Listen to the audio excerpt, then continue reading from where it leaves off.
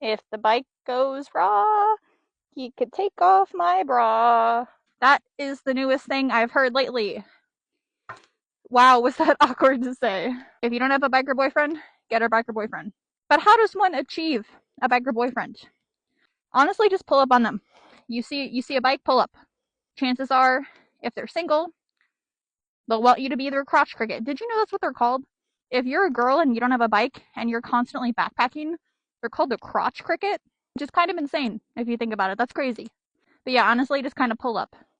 Most biker boys love awkward girls that read books. Read a book.